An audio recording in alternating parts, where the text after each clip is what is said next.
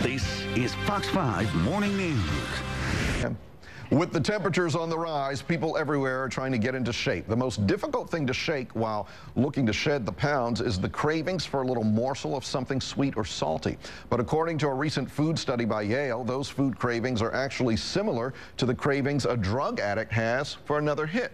Joining us now with more on that and how she was able to shake her own addiction to food is best-selling author Caroline Miller. Thank you very much. And I think we were showing your most recent book, Creating Your Best Life. That's my fifth book. The first one is My Name is Caroline. It came out in 1988. Wow. And it was the first major autobiography by anyone who'd recovered from bulimia. And people like me were a very rare species 20-some years ago.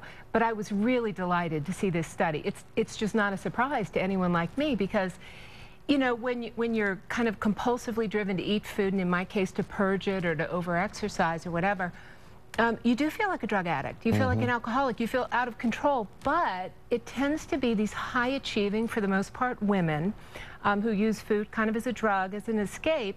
But we tend to be, you know, very competent, if not very accomplished, in other areas of our lives. So it's not about willpower. So you end up going, what am I doing to myself? Why is this happening? Because it's truly not because we want to do these things. And that is the thing. I'm glad you mentioned it's not about willpower, because for many people, that's what we think. It's just, well, can't you just put the cupcake down or whatever it is, but you are out of control.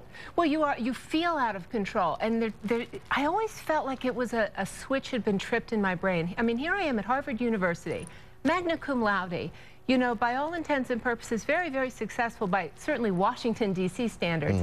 And yet it was almost like a demon would slip into my body. And whenever there was too much stress or I felt, you know, like I had to kind of blow off some kind of emotion, just like someone who drinks to assuage their sadness, food addicts go for food. Why? Well, let me ask you this. Are women more prone to this? And if so, do we know why?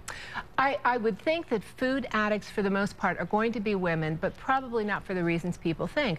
I think for women it's more acceptable to overeat, but also the cultural pressures on women to be you know, slim are extraordinary. And I was just saying on TV just recently, this is why we talk about Kate Middleton's weight and not Prince William's hairline. Women, looks, bodies, we're under incredible pressure. And now the research shows that women are more unhappy than men for the first time ever in history, ever. And the lines cross at about 48. And I think it's because women have snapped. We're sick of it. We are so sick of being expected to earn money, be great mothers, be attractive, have muscles, and food is the outlet for most women. Now, this does actually match other new research showing that middle-aged women are just flocking to eating disorder treatment centers. We have had enough. We've had enough.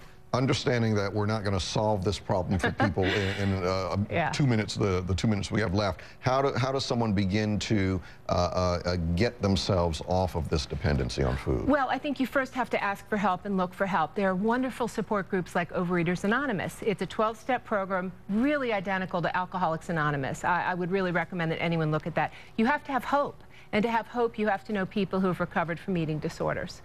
Does this type of food addiction, does this go hand in hand or have something to do with yo-yo dieting and all of this that goes on? It can. I think they're all symptoms of the same thing. When you're a food addict, food is your drug. And you tend to go up and down, and you tend to have like these stopgap measures. I'll, you know, give up this for Lent, or I'll do something else. But it never really addresses the source of the issue. So I think this is a really hopeful study.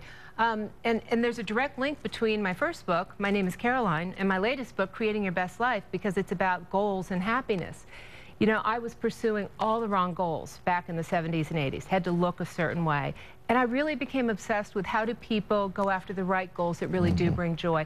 You know, food and weight, you have to get it under control, but it's really not where the joy is. The joy comes from other things. All right, so obviously first thing you have to do is admit it to yourself that you've got this issue and then seek help. Yes. All right, very good.